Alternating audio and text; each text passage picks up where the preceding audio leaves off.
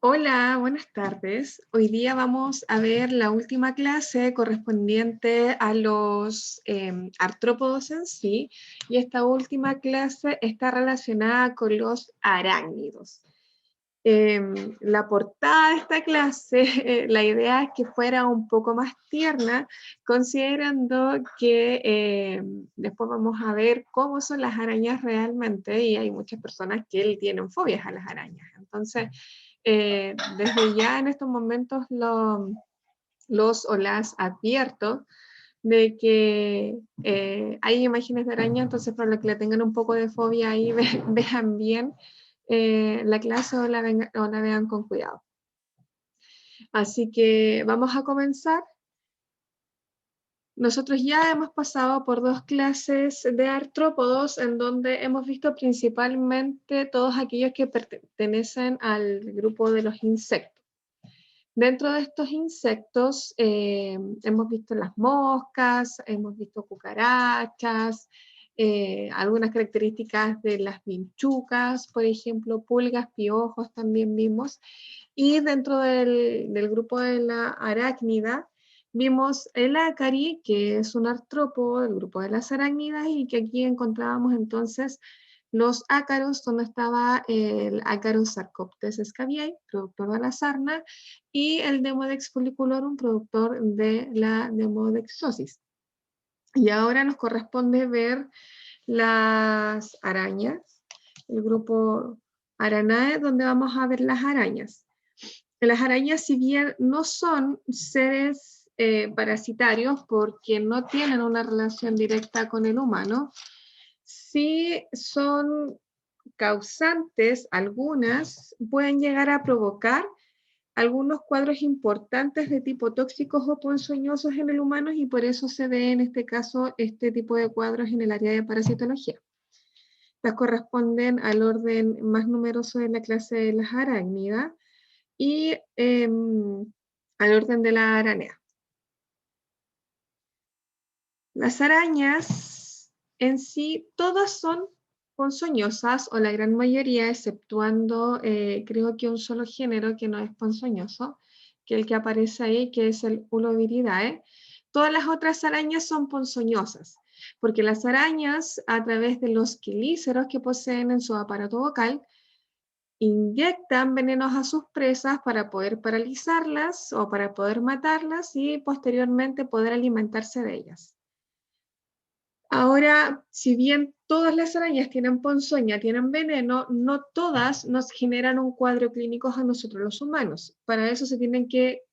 cumplir ciertas condiciones en donde el veneno que éstas poseen tengan una acción patógena sobre el humano, que vivan donde habita el humano, donde desarrolla sus actividades, y que en sí tengan los quelíceros lo suficientemente filosos y fuertes para que tengan la capacidad de penetrar la piel de uno, y que sean capaces entonces de inyectar este veneno que va a generar cuadros ponzoñosos. Las arañas son depredadoras y cazadoras, y que se van a alimentar entonces de estas presas vivas cuando las capturan o las inmovilizan a través de la utilización de esta ponzoña, que también para ellas es un tipo de mecanismo de defensa cuando se sienten agredidas. En sí las arañas no atacan porque sí, sino que en el momento en que se sienten agredidas, se van a defender a través de la utilización de su veneno. Las glándulas salivales de las arañas que son capaces de inyectar el veneno, entonces están ubicados en el sector del cefalotórax, que ya vamos a ver cuál es la morfología de las arañas. Y este aparato bucal entonces contiene los quelíceros, y son los quelíceros los que son capaces de inyectar el veneno. En cuanto a Chile, tenemos dos especies que se consideran peligrosas y que incluso pueden llegar a causar la muerte en el humano, donde está la Trodectux mactans, más conocida como la araña de trigo o la viuda negra, que genera, o la mortalidad que tiene es inferior al 1%, pero puede generar la muerte, su cuadro ponzoñoso. Y Loxosceles laeta, o la araña del rincón, que en Chile tiene una letalidad aproximada de un 4% de los pacientes que es mordido por esta araña. En la izquierda hay una imagen de Latrodectus mactans, mientras que a la derecha hay una imagen de Loxosceles laeta. Ahora, uno en general dice cuando las arañas pican, pero las arañas no tienen lanceta, tienen estos dientes o estas estructuras que son los quelíceros, por lo tanto las arañas muerden, no pican. Pero en sí uno tiene tan racionalizado el picar que puede que a mí en algún momento se me salga que la araña pica en vez de la araña muerde, pero que les quede claro que el concepto correcto es que la araña muerde. Entonces, estas dos arañas son las que nosotros vamos a ver en esta clase, que son las que generan los cuadros ponzoñosos en el humano. Las arañas pueden tener distinto tamaño, se estima que existen aproximadamente unas 30.000 especies descritas y su tamaño puede ser muy pequeño, como la patudigua, en donde los machos miden aproximadamente 0,37 milímetros, es una araña endémica de Colombia, o la araña Goliat, que es la que está acá más abajo, que también se conoce como la tarántula gigante de Sudamérica, y que esta puede llegar a medir hasta 29 centímetros. No la tenemos en Chile, está principalmente en Brasil, pero para que sepan que las arañas tienen distintos tamaños, podemos encontrar unas muy pequeñas y otras muy grandes. En cuanto a su morfología, su cuerpo se encuentra dividido en el cefalotórax, que en este caso se pasa a llamar prosoma, y en el abdomen, que se va a conocer también como opistosoma.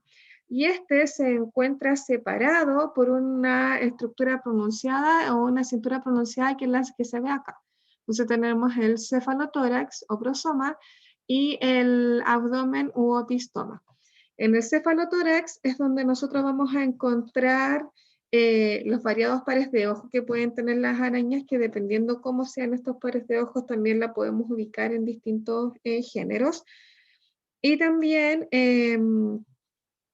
vamos a encontrar entonces que salen las patas, que en este caso tienen 4 pares de patas, es decir, 8 patas en total. Y vamos a encontrar las estructuras que son los quelíceros y que también tienen algunas características dependiendo la especie de la cual se esté hablando.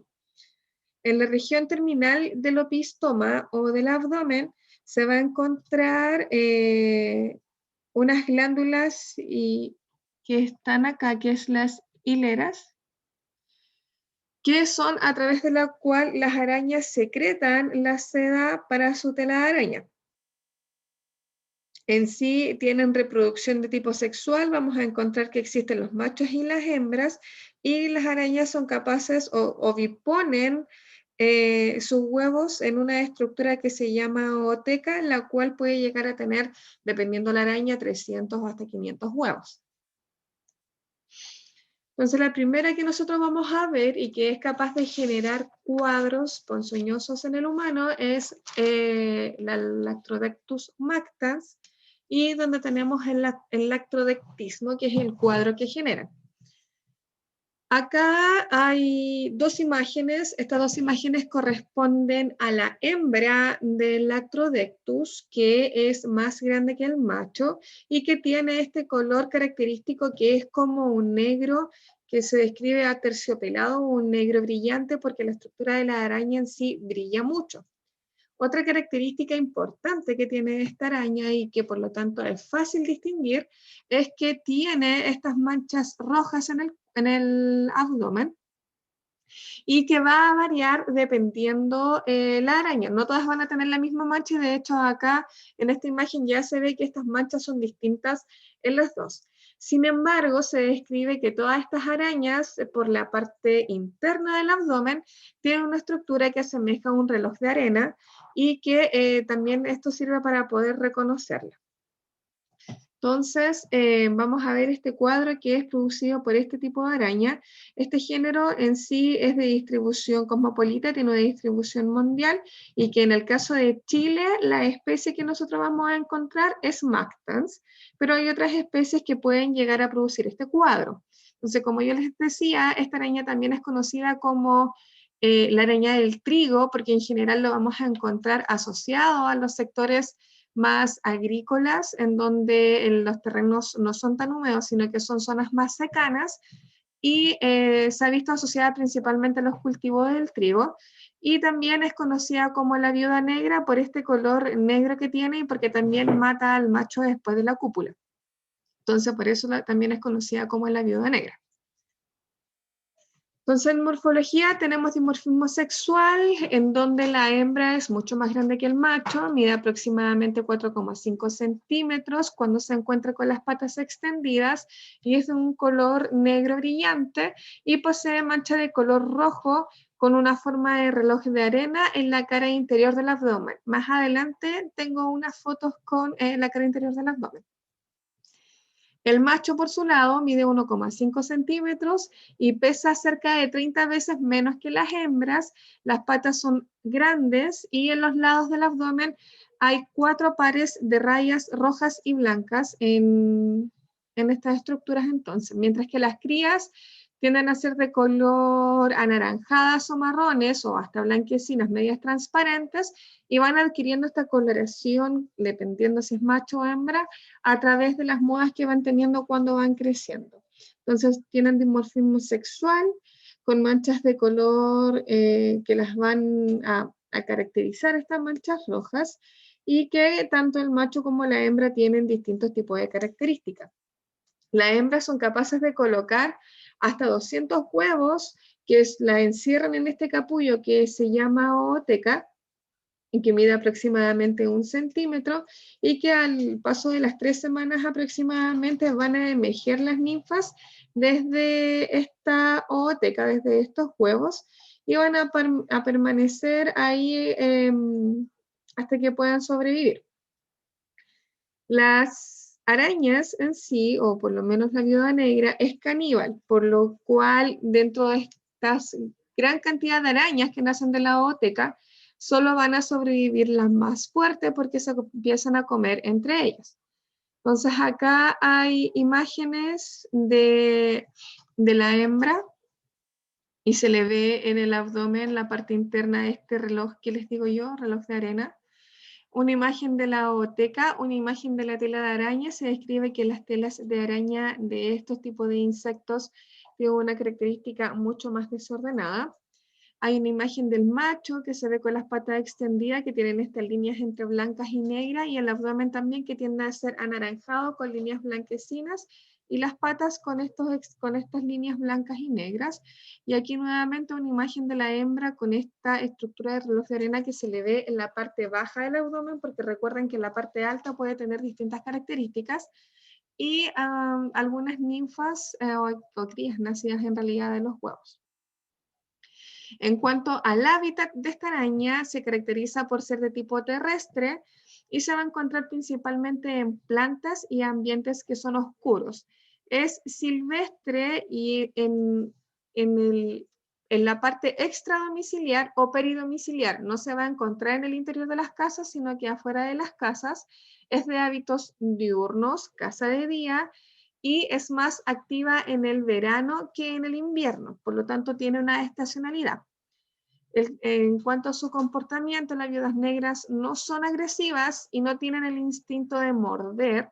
y son más tímidas, son sedentarias y son solitarias y caníbales. De este modo, la única vida social que presentan las viudas negras es cuando se aparean y el resto del tiempo viven solas.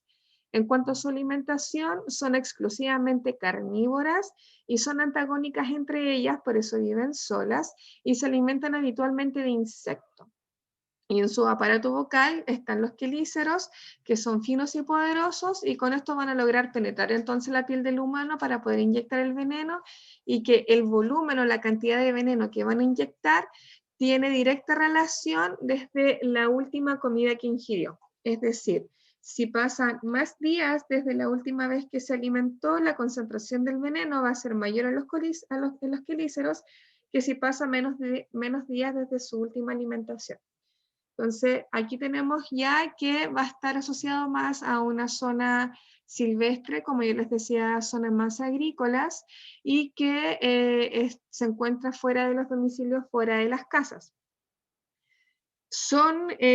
solitarias? Sí. Yo acá en mi casa, no en la casa, sino que en el domicilio he encontrado. Yo vivo en una zona agrícola donde está rodeado por distintos tipos de cultivos, entre los cuales no tan cerca, pero a un par de kilómetros, 2-3 kilómetros, plantan trigo. Entonces, desde que llegué acá he conocido a esta araña. Cuando vivía en la ciudad no la había visto, cuando llegué al campo la comencé a ver, y efectivamente todas las veces que la he encontrado, está sola. Nunca la he encontrado acompañada de otra araña y tampoco nunca he encontrado el macho. Siempre he encontrado solo a la hembra de la araña. Entonces es un poco para corroborar que todo esto que se describe de que es solitaria, de que no está en presencia o no tiene vida social en realidad, es así. Ahora no está en zonas tan secas en este sentido, pero sí, por ejemplo, yo las encuentro más asociadas en las esquinas donde hay pasto que no se alcanza a regar, o en este caso, este año la encontré, por ejemplo, en los cultivos de zapallo, donde los zapallos son unos cultivos que no requieren tanta agua. Ahí también encontré un par de arañas. En cuanto a la epidemiología, entonces son de zonas rurales, zonas más áridas, asociadas al trigo, asociadas a la alfalfa. Se pueden encontrar también en bodegas de pasto, letrina y otras dependencias domiciliarias, y el accidente ocurre preferentemente en el verano y en el otoño, y durante el día y fuera de la vivienda, y el 70% de estos accidentes ocurren en faenas agrícolas. Por lo tanto, los más afectados van a ser hombres jóvenes, que son los que se dedican a trabajar en estas faenas agrícolas. Se ve muy rara vez que afecta a mujeres y a niños. En cuanto a su veneno, este se describe que llega a ser 15 veces más tóxico que el veneno de la serpiente cascabel y tiene una característica que es neurotóxica, por lo tanto va a bloquear la transmisión del impulso nervioso y va a ir a afectar el sistema nervioso central produciendo dolores musculares. El principal componente que tiene este veneno es la latrotoxina o alfa-latrotoxina, que actúa a nivel presimpático, liberando neurotransmisores de neuronas sensoriales y motoras. Va a actuar en las células endocrinas para la liberación de la insulina, y se ha visto que está compuesto por dos proteínas. Una de ellas es la proteína 130 de 130 kilodalton, que existe dimerizada y tetramerizada. La que tiene los tetrámeros de alfa-latrotoxina puede formar poros permeables en la membrana de la célula diana, lo que va a provocar la entrada de iones calcios con la salida masiva entonces de neurotransmisores. Y al hacer esto va a haber como una contracción más masiva de la musculatura, y finalmente la membrana celular puede ser destruida, lo que va a llevar a la muerte de la célula. Por eso, cuando vamos a ver la clínica de esta mordedura de araña, nos vamos a encontrar que los síntomas están más asociados como al aumento de la excitación neuronal que a otro tipo de síntomas. Entonces tenemos que cuando la araña recién muerde, se va a sentir un fuerte lancetazo, y esta mordedura va a ser principalmente en extremidades, o sea, en manos, en piernas, y que se va a apreciar como esta imagen que está acá, en donde se ven los hoyos que dejan los quelíceros, pero en general nada más, solo se ve esto. Sí, esta lesión puede llegar a estar acompañada con un poco de edema, pero generalmente no se ve nada. Entonces, la lesión no es visible o muy mínima y es dolorosa. Y duele solo a nivel local, pero el dolor comienza a irradiar rápidamente, transformándose en un dolor intenso y generalizado. El cuadro comienza a evolucionar de un modo violento y se puede demorar de 10 a 60 minutos en que este dolor comience a irradiar, y cuando ya comienza a irradiar y se transforma más violento, comienza a haber una excitación psicomotora, por lo tanto las personas presentan angustia, hiperreflexia, se contractura la musculatura y hay espasticidad, y también comienzan a sentirse todos los taquicardias, hay una hipertensión arterial, y hay un aumento de todo tipo de secreciones, sudoración, de saliva, o sea, cialorrea, rinorrea, o sea, a nivel nasal, generando cuadros de deshidratación, y también se puede llegar a presentar con síntomas un poco más generalizados como la fiebre y las náuseas y los vómitos. También se ha visto que en un 13% aproximadamente de pacientes es capaz de generar priapismo, que es cuando la zona genital del macho, es decir, el pene del hombre, recibe un aumento de contracción y por lo tanto genera más o menos el efecto parecido al del Viagra, pero que en este caso es un efecto que puede perdurar muchas horas y que termina siendo doloroso. Hay un sector injuriado con hipoestasia rodeado por un sector de hiperestasia, y los lugares más complicados entonces son aquellos en los cuales la araña muerde, que son las extremidades inferiores y superiores, y que si llega a presentarse alguna hinchazón a nivel local va a ser una mácula de tipo eritematosa que mide menos de 5 milímetros y que es más o menos blanqueada en el centro, como se ve en la segunda imagen que está acá. Entonces la mordedura, un poco más lo que habíamos dicho, va a generar signos y síntomas como el aumento de temperatura, taquicardia, hipertensión arterial, van a haber espasmos musculares y dolor generalizado, mientras que los síntomas que aparecen de modo más tardío son la secreción en la sudoración, la dificultad respiratoria, micción involuntaria, retención urinaria, priapismo y otros más. A nivel de laboratorio, no se van a encontrar los exámenes alterados. De hecho, lo que más se pudiese encontrar es que en el caso de que se presente una deshidratación, va a haber una hemoconcentración y se va a encontrar en poliglobinuria, va a haber una uremia elevada, un aumento de la densidad de la orina, con albuminuria y cilindruria. El diagnóstico, por lo tanto, de certeza es cuando se logra visualizar la araña posterior a que el paciente ha sufrido una mordedura. Se basa el diagnóstico mucho entonces en el cuadro clínico sugerente, donde van a haber dolores generalizados, un aumento en las secreciones y hay excitación psicomotora, y también considerando los antecedentes epidemiológicos, es decir, un paciente que llegue de una zona rural, que esté trabajando en faenas agrícolas y que sean zonas donde se han reportado mordeduras de araña, se considera un cuadro. Pero como les comentaba, no hay un diagnóstico a nivel de laboratorio que a nosotros nos pueda aseverar que la persona ha sido mordida por una araña del tipo Lactrodectus o por una araña de trigo, y que por lo tanto no me va a confirmar el diagnóstico a nivel de laboratorio. En cuanto al tratamiento, este es más que nada de mantención y se caracteriza por tener rehidratación y un balance de electrolitos con analgésicos, sedantes y relajantes musculares que ayuden a aliviar los dolores que presenta el paciente producto de la contracción continua. Existe el suero anti-Lactrodectus, pero en general los sueros anti-veneno de araña no se recomiendan porque pueden llegar a producir efectos secundarios, y a la vez porque estos deben ser administrados lo más rápido posible. Es decir, por ejemplo, en este caso, tiene que ser administrado a más tardar 10 horas después de haber ocurrido el accidente de la mordedura. El tratamiento de elección, por lo tanto, para la mordedura de este tipo de araña es el neostigmina en dosis de 0,5 miligramos cada 8 a 12 horas, y que se inyecta por vía intramuscular y que se va a aplicar una o dos dosis dependiendo lo que necesita el paciente. Se puede llegar a aplicar más, pero en general se ha visto la remisión del cuadro de una o dos dosis posterior a la aplicación del medicamento.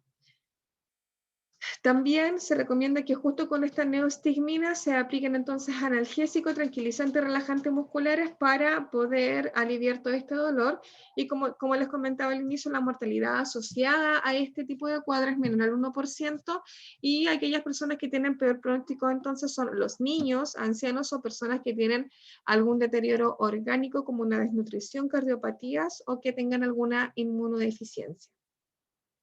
Para el control de esta araña, más que nada, se puede realizar control químico a través de la aplicación de lindano o de rociante aéreo aplicado a campos de cultivo que tengan efecto residual y toxicidad acumulativa. Control físico, donde se hace el control de pastizales, se tiene que mantener los pastizales cortos, biológicos, teniendo a lo mejor algunos depredadores, y una educación y prevención de la comunidad y de los trabajadores hacia los posibles riesgos que pueden enfrentar cuando trabajan en este tipo de sectores. La segunda araña, entonces, que genera cuadros ponzoñosos acá en Chile es una que yo creo que conoce más el común de las personas, que ha escuchado más a lo mejor que la Lactrodectus, que es la Loxoceles laeta, o más conocida como la araña del rincón. ¿Y por qué? Porque principalmente esta araña se encuentra a nivel ciudad, en el interior de los peridomicilios, y a nivel rural hay más probabilidad de que tengamos una araña en el extradomicilio que en el peridomicilio, y es menos probable encontrar araña de rincón en sectores rurales. Entonces esta arañita es esta imagen que se ve acá, tiene una estructura característica que ya se logra apreciar un poco, que vamos a ver después, que es estos 3 pares de ojos ubicados en modo triangular, y que en sí se caracteriza por ser bien pilosa, tener una gran cantidad de pelos recubriendo su cuerpo, como se logra apreciar también, y ser de color café. La Loxoceles laeta también es conocida entonces como araña de rincón, y tiene un hábitat intradomiciliario, a diferencia del Lactrodectus, que su hábitat era extradomiciliario, y en Chile existe desde la primera a la 10ª región. El loxocelismo es un cuadro tóxico que es provocado por el veneno de esta araña, y que inyecta el veneno en el momento en que muerde. Ahora nosotros en Chile tenemos Loxoceles laeta, pero hay otros tipos de especies de Loxoceles que se encuentra distribuido en otras partes del mundo, como la reclusa, que está en Estados Unidos, y la rufescens, que está en Estados Unidos, México, Colombia y otros países más. Pero a nivel de América Latina nosotros tenemos la Loxoceles laeta. En su morfología se caracteriza por tener un cefalotórax grande, prominente, mide de entre 0,8 y 3 centímetros, y tiene esta coloración parduzca, y tiene el cefalotórax más claro que el abdomen, como se puede apreciar en esta imagen, en donde el cefalotórax, que es donde salen los 4 pares de patas, tiene un color café, pero más claro que el abdomen, que tiene un color café mucho más oscuro. Se describe también que esta araña tiene una mancha oscura en la parte del cefalotórax, que asemeja un violín en la parte dorsal, y que por lo mismo también en otros países, por ejemplo como en México, se le conoce como la araña violinista. Tiene 3 pares de ojos en forma de triángulo, que es lo que yo les decía que podemos ver acá. Aquí hay un par, 2 pares, 3 pares. Y acá se ve desde adelante los 3 pares de ojos, que son característicos de esta araña en forma de triángulo, distribuido los 3 pares de ojos, y tiene una pilosidad abundante, una araña bien peluda. Entonces acá hay imágenes de Loxoceles laeta, por ejemplo, aquí se puede ver en el cefalotórax esta forma de violín que se le describe que puede tener. Acá también se le ve la mancha de violín en el cefalotórax, y también se aprecian las imágenes de acá, que tienen menos luz que esta primera imagen, que el cefalotórax es mucho más claro que el abdomen. En cuanto al hábitat de esta araña, es principalmente intradomiciliario y se va a encontrar asociada a zonas oscuras y tranquilas. Por eso, por lo general, la vamos a encontrar en los rincones de los closets, o detrás de las camas, o detrás de las cortinas, detrás de los cuadros, porque esta araña no tolera la luz. Tiene hábitos nocturnos, sale a cazar en la noche, y cuando es sorprendida por la luz del día, en general es cuando nosotros la pillamos en las áreas no oscuras que suelen habitar, que es cuando la vemos a lo mejor en las murallas, o las encontramos más a la intemperie, se podría decir, que es cuando salieron a cazar y no alcanzaron a volver, y se encuentran entonces ahí en estas zonas que no son sus habituales, porque en general están asociadas a zonas oscuras. Hábitos nocturnos entonces, y se reproducen por huevos. Tenemos estas ootecas que pueden contener muchos huevos, y en este caso las telas son laxas, algodonosas y sucias, no tienen una tela ordenada. También son solitarias, y su enemigo natural, que yo creo que la gran mayoría lo sabe, es la araña tigre, que es la depredadora natural de la araña del rincón. Por lo tanto, si ven una araña tigre, la araña tigre no es capaz de mordernos a nosotros y de inyectar cuadros ponzoñosos en el humano, y si es capaz de comerse a la araña de rincón. Y en general, cuando uno ve arañas tigre circulando, igual tiene que poner un poco más de atención porque existe la posibilidad entonces de que su presa, que en este caso es la araña del rincón, se encuentre en el domicilio y hay que empezar a buscarla. En cuanto a la mordedura y su veneno, tenemos que la mordedura de la araña es solo en defensa propia y puede ocurrir durante todo el año, es decir, no es como la viuda negra que podía ocurrir en temporada más de verano, en este caso no, ocurre durante todo el año, y la mordedura es frecuente en las extremidades y en la cara. Afecta con mayor frecuencia a niños y a mujeres, y su veneno se caracteriza por ser claro y viscoso, es principalmente una naturaleza proteica, pero también tiene carácter termolábil, y contiene principalmente esterasas, fosfatasas alcalinas, proteasas, y su principal compuesto es fingomielinasa D. Es importante que, como ustedes deben o tienen que recordar que el veneno de Lactrodectus es neurotóxico, el veneno del oxoceles se caracteriza por ser necrotizante, hemolítico, vasculítico y coagulante. Entonces, en este caso, este veneno tiene 4 características que son las que vamos a ver reflejadas después en el cuadro clínico. Se caracteriza por hacer una forma de placa gangrenosa y cuando el veneno alcanza la circulación sistémica, tiene un gran poder hemolítico y vamos a encontrar los cuadros que son mucho más complicados producto de la mordedura de esta araña. De este modo tenemos 2 tipos de loxocelismo. Está el cutáneo, que es el que se presenta en el 84% de los casos de las personas que son mordidas por arañas. Y dentro del cutáneo está el necrótico, que es el más común, y el edematoso.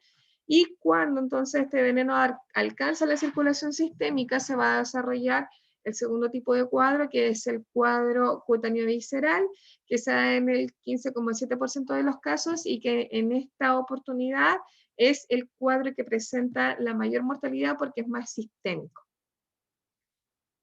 Cuando la araña muerde a las personas, independiente del cuadro que se vaya a presentar, en una primera instancia, durante la mordedura se produce una sensación de violento lancetazo y rápidamente comienza un prurito que deriva en dolor agudo e hinchazón en la zona afectada. Posteriormente, en este mismo sitio de la mordedura se va a generar entonces una área donde hay una vasoconstricción y otras áreas donde hay hemorragias y que van a conducir a una muerte del tejido local y a la formación de la placa gangrenosa. Posterior a esto, una vez que el veneno se difunde, se van a generar lesiones vasculares hemorrágicas y edematosas en riñón, hígado, cerebro y tubo digestivo en el caso de que el veneno avance, y se puede producir una destrucción de los glóbulos rojos, donde la hemólisis se genera por acción de sustancias tóxicas derivadas de la alteración del tejido, del fenómeno anafiláctico, de la formación de inmunocomplejos y la activación de la vía clásica del complemento, que van a terminar destruyendo los glóbulos rojos. En relación con el cuadro clínico, conviene puntualizar entonces el hecho de que hay siempre una lesión en el lugar de la mordedura, a diferencia del Lactrodectus, donde se podían ver a lo mejor los 2 pinchazos en los quelíceros. En este caso siempre va a haber una lesión en este local de la mordedura y se inicia con un violento lancetazo entonces, que después se transforma en un dolor que es mucho más creciente y que en general afecta en el 80% de los casos a las extremidades. Es habitual que esta araña entonces sea vista en el momento después de la mordedura y se comienza entonces después de la mordedura a evaluar el caso clínico. Este caso, dentro de las 24 a 48 horas, puede evolucionar a un cuadro cutáneo, a un cutáneo visceral o a un cutáneo edematoso. En el cuadro cutáneo, como tal, o cutáneo necrótico,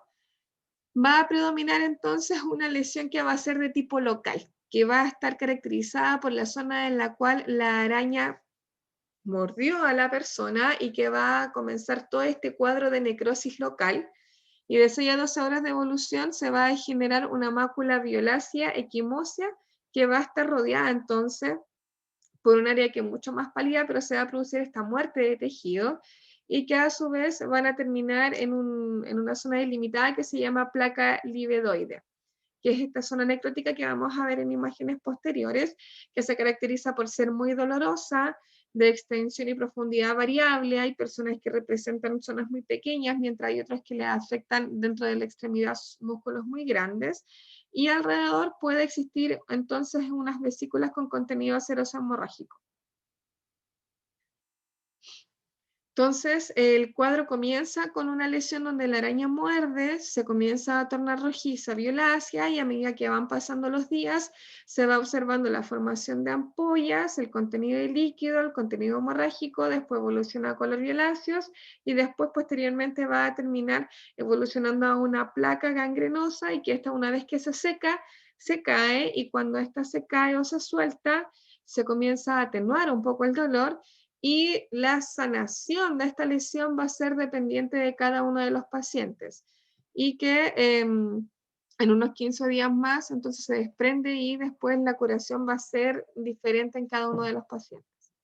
Aquí, por ejemplo, hay algunas mordeduras donde se ve la zona violácea en las extremidades, se ve en este caso una vesícula, y en la de acá se ve una zona mucho más grande afectada con la parte violácea. Esta imagen de acá representa la escama necrótica, la cual se va a desprender de 3 a 6 semanas posterior a la mordedura, y que una vez que se desprende va a generar úlceras que van entonces a cicatrizar en tiempos variables. Y también depende la profundidad que alcance este cuadro necrótico, porque como es necrótico comienza a necrosar el tejido cutáneo y tejido muscular. Muchas personas quedan con partes con hoyitos, se podría decir, en donde morde la araña, y que algunos pueden llegar a necesitar hasta injertos para poder recuperar el tejido de la piel, mientras que hay otros que no. Por lo tanto, es un poco lo que les digo, que cada cuadro va a evolucionar de modo distinto, pero en este caso el cutáneo necrótico se caracteriza por esto: una zona rojiza en el inicio de la punción de la araña, que después se transforma en zonas violáceas por la hemólisis y la necrosis, y que posteriormente va a derivar en esta placa necrótica, que cuando se desprende va a generar úlceras, y las úlceras son las que van a remitir en distinto tiempo. Entonces acá, por ejemplo, el día 4, la zona rojiza posterior a la mordedura de la araña. En el día 6 ya se torna más violáceo, y en el día 9 ya la escara necrótica que se comienza a formar, y posteriormente esa escara se tiene que botar, y el cuadro evoluciona o se sana en tiempos diferentes.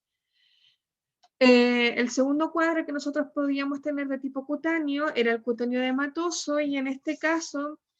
este es el que tiene mejor pronóstico. Se caracteriza porque después de la mordedura de la araña se presenta un edema sin necrosis, y este edema tiende a ser local en las zonas donde la araña mordió. La lesión es clara y es de volumen. Los exámenes de laboratorio no están alterados, y al poco tiempo este cuadro evoluciona, sana y no queda con ninguna secuela. Generalmente este cuadro se presenta en niños, y hay muchos lugares en donde cuando las madres llegan y dicen que al niño tenía una araña y que a lo mejor la araña le hizo pipí, por lo general no es que la araña le haya hecho pipí, sino que era una araña de rincón que mordió y que en general produjo este cuadro edematoso, más que un cuadro necrótico, que es el característico que uno está acostumbrado a ver en el Loxosceles. Y el último cuadro que puede generar este tipo de araña es el oxocelismo cutáneo visceral. Es el cuadro más complicado, es el más peligroso, el que genera una mortalidad, y que por lo tanto el que se tiene que tener en observación. Es un cuadro grave de curso fatal, y que si no se atiende de forma urgente puede generar la muerte de los pacientes. Como comentaba en un inicio, todos los cuadros comienzan igual, y al cabo de 24 a 48 horas van a aparecer los signos y síntomas que lo van a derivar a los distintos tipos, y que en este caso puede derivar en un cuadro cutáneo visceral, que es cuando el veneno logra la circulación de tipo sistémica y comienzan cuadros o síntomas más generalizados, como en la fiebre alta y sostenida, calofríos, decaimientos, cefaleas, náuseas y mialgias. Va a haber una hemólisis intravascular diseminada, va a haber una ictericia marcada, y vamos a encontrar una orina oscura, hematuria, hemoglobinuria y albuminuria. En este caso sí vamos a encontrar los exámenes de laboratorios alterados, Y los exámenes o el seguimiento que se hagan en el laboratorio de las personas de 6 a 8 horas posterior a la mordedura son de importancia para ir viendo la evaluación del cuadro. Por lo tanto, tienen que tener claro que podemos ver marcado la actividad hepática, porque vamos a encontrar ictericia, vamos a encontrar con problemas entonces o alteraciones a nivel de orina y alteraciones a nivel de hemograma. Aparece compromiso sensorial progresivo que puede llevar a la coma y a la muerte y puede producir hemorragia de mucosa intestinal. Dentro de los exámenes que se pueden solicitar para acompañar este cuadro están los exámenes del hemograma, donde se ve anemia hemolítica, leucocitosis con plaquetas normales o disminuidas, se ve proteinemia baja, se ve el TTP aumentado, hay hiperbilirubinemia, transaminasas que se pueden elevar y aumento de potasio sérico, trastorno de conducción nerviosa. Estas son imágenes de un cuadro cutáneo visceral que comienza como un cuadro cutáneo entonces, igual que los anteriores, y después comienza a derivar en síntomas mucho más sistémicos. Las complicaciones pueden ser locales a nivel de la infección o de la mordedura, pero también hay complicaciones más generalizadas que pueden llevar a la muerte, en donde en Chile se registran cifras cerca del 4% de mortalidad. El diagnóstico es principalmente clínico, donde se basan las características de la lesión y la progresión dependiendo de las horas que lleva, y el examen de laboratorio no confirma el diagnóstico, pero sí es de mucho apoyo. Para confirmar entonces el diagnóstico es importante tener esos exámenes que salen ahí, que ya los habíamos visto un poco, evaluar el hemograma, evaluar las pruebas de coagulación, evaluar la función renal. Y en cuanto al tratamiento, tenemos que el manejo del paciente puede ser domiciliario si es que no es un cuadro complicado, pero si se comienza a complicar y comienza a aparecer hemoglobinuria en las orinas, tiene que haber hospitalización. Y el tratamiento de la lesión cutánea se caracteriza porque posterior a la mordedura, dentro de los primeros auxilios que se puede aplicar es frío local en la zona donde mordió para evitar el avance del veneno o para ralentizar el avance del veneno, inmovilizar la zona y tratar de tenerla elevada con vendaje estéril y suero antitetánico, pero es el suero antitetánico vendaje estéril ya más a nivel de hospital. Pero a nivel de casa nosotros podemos agregar frío local en la zona de la mordedura, inmovilizarla y elevarla. A nivel de hospital también se tiene que dar un manejo del dolor con analgésicos, con pruritos y antibióticos en el caso de que genere alguna infección. Y en cuanto a los fármacos que se pueden utilizar, están los inhibidores de leucocitosis, donde está la dapsona y la colchina, y esteroides en etapa aguda, donde está la desametasona. Hay pacientes que van a necesitar injertos entonces después de que se caiga esta placa gangrenosa, y excisiones quirúrgicas que se van a realizar posterior a algunas semanas terminado el cuadro. Aquí también se tiene el suero antiveneno, se tiene la solución inyectable del antiveneno, pero al igual que la del Lactrodectus, este se debe aplicar dentro de las primeras horas posteriores a la mordedura, si no, no tiene efectos. Y aún así, se ha visto que tiene efectos colaterales como erupción cutánea, rubor facial, náuseas, vómitos y entre otros, que son los que están ahí. Y por lo tanto, el ministerio no lo recomienda y recomienda más que nada utilizarlo en caso de que sea de extrema urgencia o que se vea que el paciente pudiese o tenga riesgo de derivar en un cuadro cutáneo visceral. En pacientes más graves, se ha visto que el tratamiento que puede servir para poder sacarlos de la gravedad es la exsanguinotransfusión, la hemodiálisis, peritoneodiálisis, la plasmaféresis y las transfusiones sanguíneas. Para el tratamiento se debe controlar cualquier tipo de loxocelismo durante las primeras 24 y 48 horas, es decir, independiente de la evolución que tenga en este tiempo, yo tengo que tener al paciente en observación durante estas primeras 24 a 48 horas y estar atento a la aparición de síntomas y signos que me puedan sugerir un cuadro visceral y que por lo tanto el paciente requiera hospitalización y requiera todo un tratamiento de base. La profilaxis más que nada es el aseo, esto ya yo creo que lo deben manejar bien, separar las camas de las murallas, no colgar ropa ni toalla en los muros o puertas, revisar y sacudir la ropa antes de ponérsela. Se dice también que si uno mete ruido La araña no es tan tolerable al ruido, por lo tanto va a tender a escapar también. Al ingresar a los recintos oscuros o sucios hay que limpiar, mover todo para limpiar, mover los sillones, limpiar atrás de los sillones, atrás de los cuartos, cada cierto tiempo sacar la ropa del closet, limpiar los closets, etc. Este cuadro que está acá es un cuadro que indica más o menos los efectos que tiene el veneno de esta araña, donde tenemos el veneno del Oxoceles, que tiene efingomilinasa, proteasas, peptidasas, factores difusores, entre otros, y que si se aplica el suero antiveneno existe la posibilidad de que no se produzca ningún cuadro. Sin embargo, si es que no se genera o no se aplica este suero antiveneno, uno de los hechos que puede generar el veneno es un aumento de las selectinas. Y ustedes saben que las selectinas son estas proteínas que aparecen a nivel capilar, que son capaces de secuestrar entonces los neutrófilos y de llevarlos a las zonas donde hay injuria. Y en este caso, el aumento de las selectinas van a pescar a los neutrófilos, que van a pasar a los tejidos y van a generar una lesión dermonecrótica con una inflamación local y daño tisular. Si al paciente se le da dapsona, este cuadro no se va a presentar. El veneno también puede generar liberación de citoquinas y quimioquinas, que son entonces sustancias proinflamatorias. Cuando hay una infección o cuando se liberan, generan una inflamación, y por lo tanto, si yo aplico corticoides, voy a evitar que se dé esta inflamación y este cuadro dermonecrótico. El veneno también produce una agregación plaquetaria con trastornos en la cascada de coagulación, con una coagulación intravascular, que me puede generar microtrombos con isquemia, muerte de tejido, que me van a generar esta lesión dermonecrótica, o puede generar una coagulación intravascular diseminada, un SID, que va a derivar en una insuficiencia renal. De igual modo, la activación del sistema del complemento que vimos en un inicio, que puede generar la hemólisis o la destrucción de los glóbulos rojos por activación del complemento, también me pueden derivar en una insuficiencia renal, al igual que la nefrotoxicidad y la rabdomiólisis, es decir, la ruptura de la musculatura con la liberación de las proteínas musculares a circulación, también me pueden derivar en una insuficiencia renal. Un cuadro comparativo entre las características del Actrodectus y Loxoceles,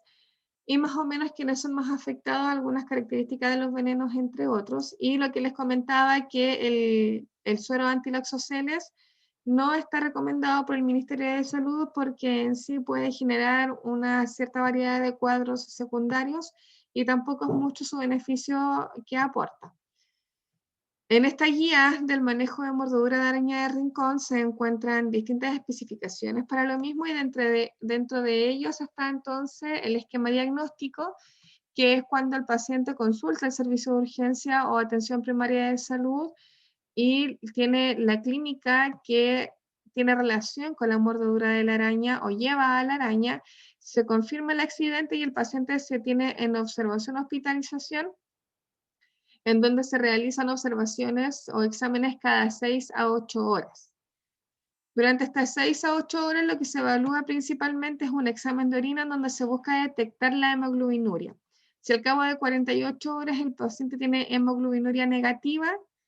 se genera, lo más probable es que sea un cuadro del oxocelismo cutáneo y por lo tanto no requiere hospitalización y se sigue con la evolución de la placa gangrenosa y su curación. Y en el caso de que sí presente hemoglobinuria en este tiempo, el paciente se hospitaliza en unidad de cuidado intensivo y se comienza todo el tratamiento para lo que viene siendo el oxocelismo cutáneo visceral, que es el más complicado.